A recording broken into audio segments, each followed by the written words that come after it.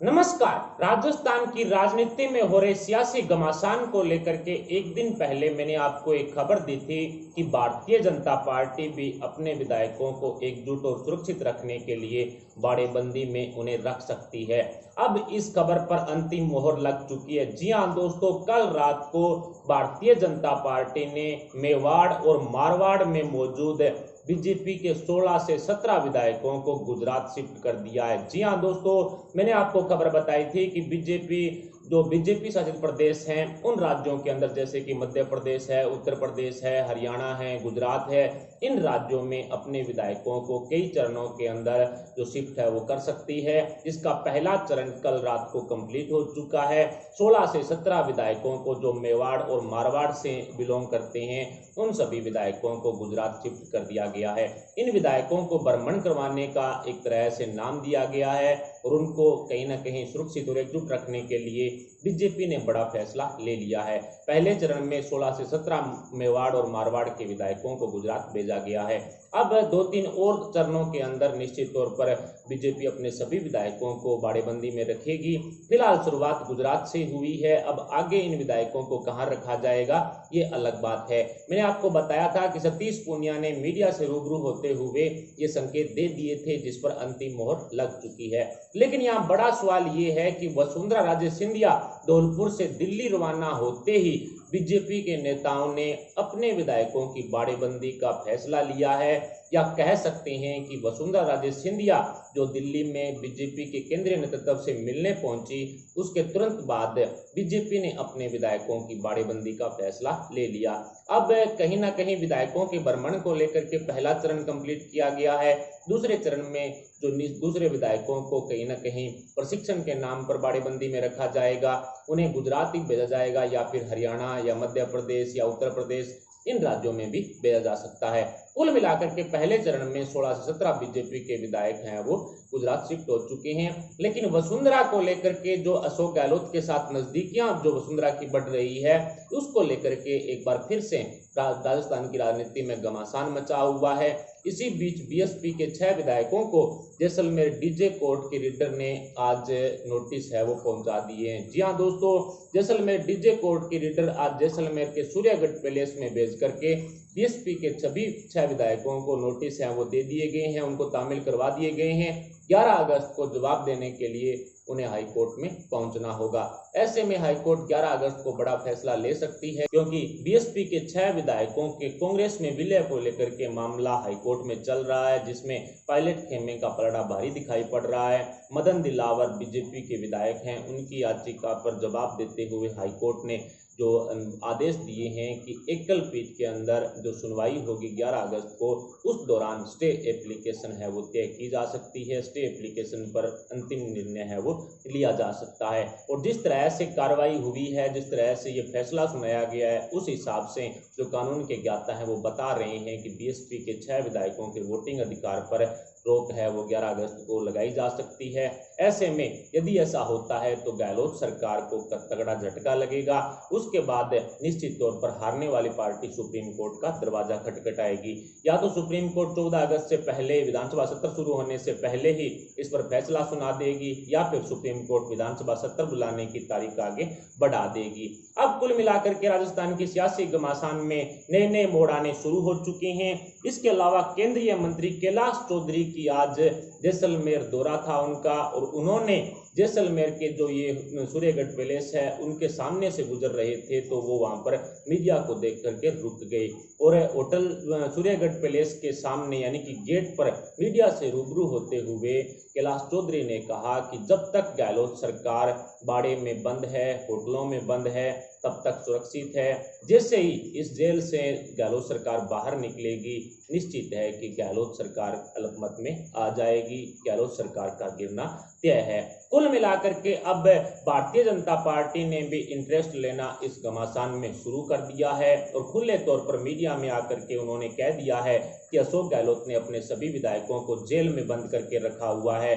ऐसे में बाड़ेबंदी के दौरान कई तरह की घटनाएं भी हो सामने आई है। कुछ विधायक हैं वो बीमार हो चुके हैं, कुछ नाराज चल रहे हैं, कुछ को लेकर के जो फोन टेपिंग का मामला भी सामने आया है, जिसके बाद जो अशोक गहलोत कैंप में हड़कंप भी मचा हुआ है। बताया जा रहा है कि अशोक गहलोत ने प्राइवेट कंपनियों को हायर कर वो इसके साथ सीसीटीवी कैमराज लगा रखे हैं ताकि विधायक जो भी आपस में बातचीत करे वो भी रिकॉर्ड हो, उन पर बातचीत पर पैनी नजर रखी जा सके।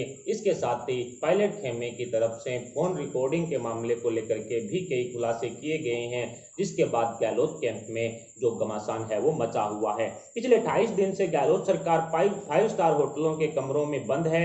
गहलोत कैंप के विधायक अब इस कदर डर गए हैं कि उन्हें मजबूरन कांग्रेस और अशोक गहलोत का साथ छोड़ना पड़ रहा है। गहलोत ने अपनी सरकार के विधायकों के फोन टेप करवाने हैं वो शुरू कर दिए हैं, जिसके बाद जैसलमेर के 5 स्टार होटल सूर्यगढ़ पैलेस में मौजूद विधायकों के होश उड़े हुए हैं, क्योंकि विधायकों की जो पर्सनल बातें हैं, उनकी निजता है खुद की, उसको लेकर के भी कई तरह के सवाल उठ चुके हैं, क्योंकि वो अपने घर वालों से बात करते हैं, अपने रिश्तेदारों से बात करते हैं, वो भी कहीं ना कहीं अशोक गहलोत रिकॉर्ड कर रहे हैं, उसको सुनाया जा रहा है। ऐसे में अब अशोक गहलोत कैंप में हड़कंप मचना तय था।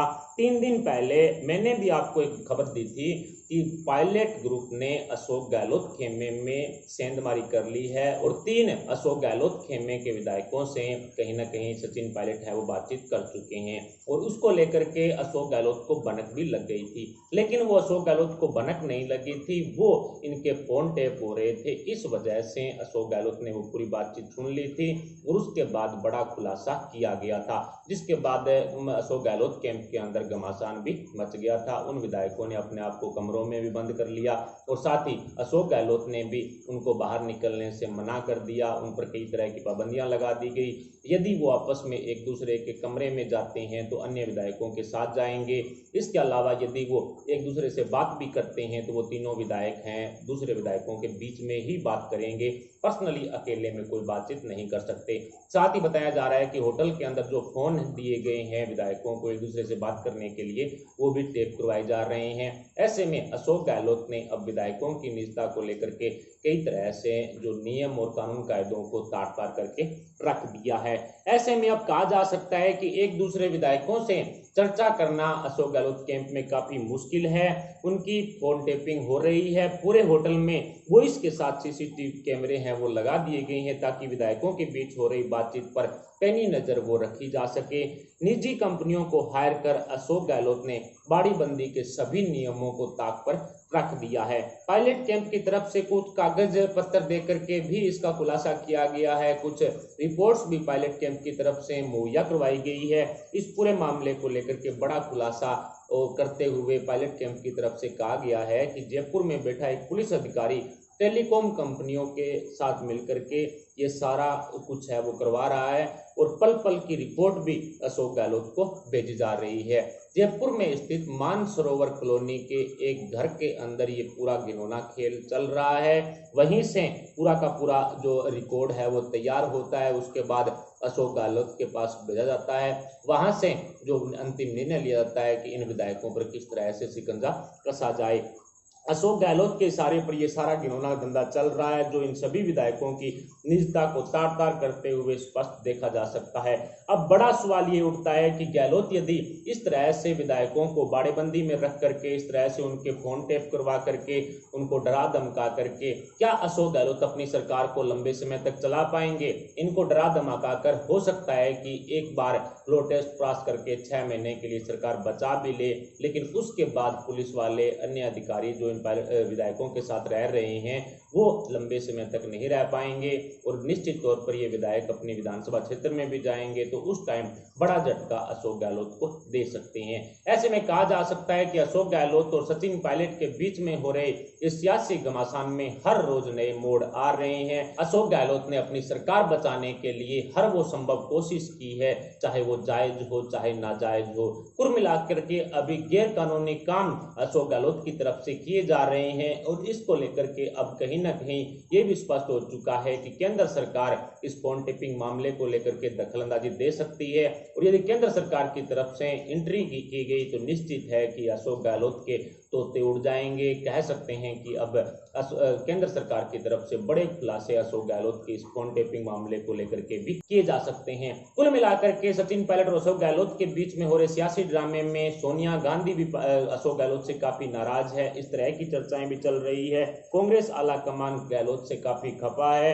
इसका जो एक संकेत भी देखने को मिला था, सचिन पायलट को प्रदेशाध्यक्ष के पद से हटा करके गोविंद डोटासरा को नया पीसीसी चीफ बनाया गया था, लेकिन गोविंद डोटासरा को कांग्रेस के किसी भी केंद्रीय नेतृत्व ने कोई बधाई नहीं दी। यानी उनको पीसीसी चीफ बनाने को लेकर के कांग्रेस की तरफ से कई बड़े नेताओं ने बधाई नहीं दी। इसका मतलब साफ है कि गोविंद डोटासरा को पीसीसी चीफ के पद पर बिठाना अशोक गहलोत का फैसला था, ना कि कांग्रेस का।